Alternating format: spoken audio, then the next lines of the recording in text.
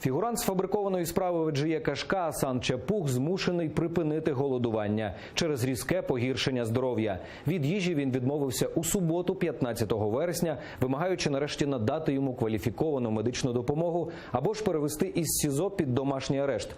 66-річний Асан Чапух, за словами його адвокатів, вже давно перебуває у жахливому стані. Він страждає через підвищений тиск, постійний головний біль і оніміння лівої сторони тіла. Адвокати та рідні Асана Чапуха кілька днів не можуть знайти лікаря, який би оглянув його у СІЗО.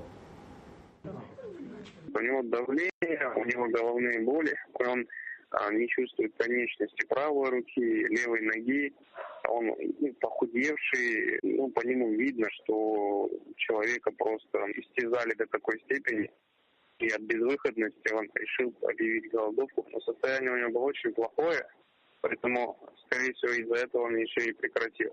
Никто не изъявил желания. Тишина. Потому что люди боятся. Все работают, они боятся за свои места. Они боятся потом давления со стороны, я не знаю, ФСБ или кого там, Следственного комитета. Поэтому никто не соглашается идти.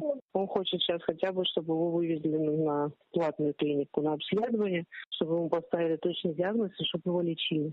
Пока на это рассчитываем, что они вывезут хотя бы его туда, куда мы там попросим. Не просто там на анализы в Семашко, а к конкретным врачам.